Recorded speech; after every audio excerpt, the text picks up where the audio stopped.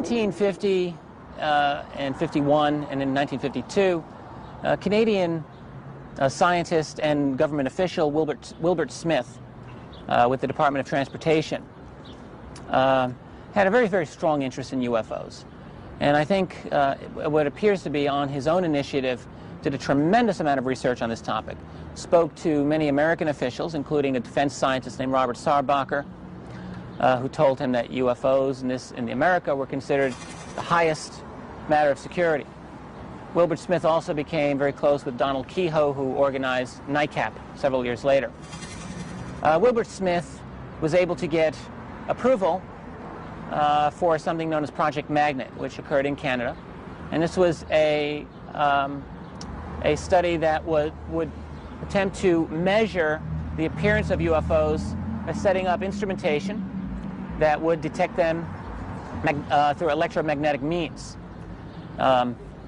It is believed, in fact, the project did record a success shortly before it was closed down in the early 1950s.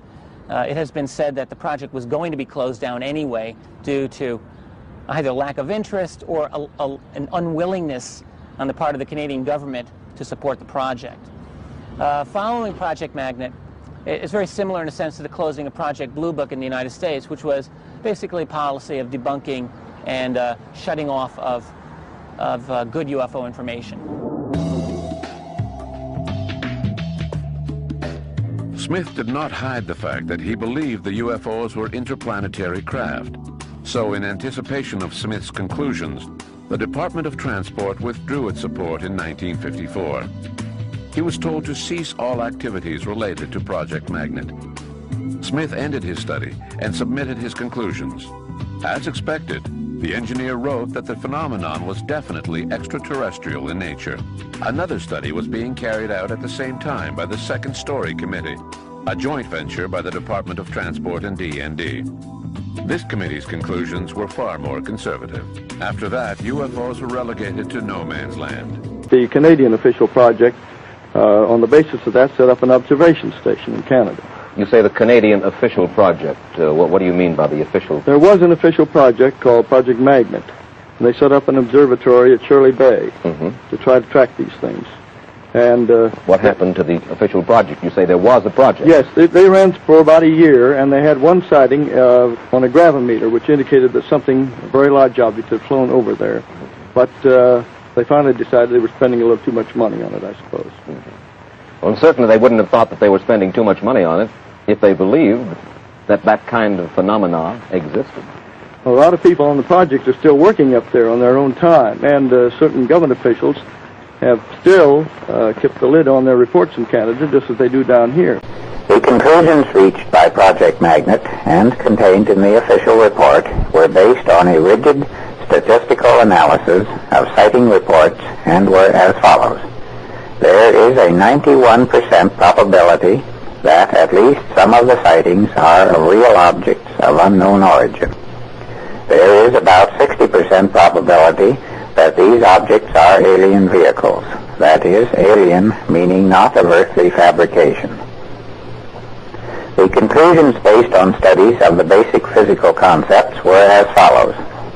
Many of our fundamental concepts are inherently ambiguous, and quite a different philosophy can be built up on the alternatives. Several of these alternatives lead to much simpler arithmetic and presentations which do not have to resort to patchwork corrections to make them all embracing.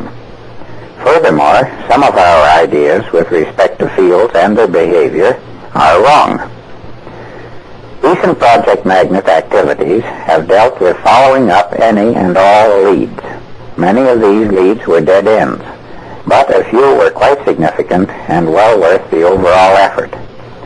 At the present time, a definite pattern is emerging, and the groundwork is being laid for a new technology which may literally lead us to the stars. And I have signed this report and have offered it to a number of publications who wish to clarify the status of Project Magnet. One of the results of the publicity which Project Magnet received was that I received a large number of communications from people all over the world. Of course, quite a number of these communications were definitely of the crank or crackpot class, but I did take the time and trouble to follow up every one which looked the least bit promising. And as a result, I did establish a number of connections which I found most profitable.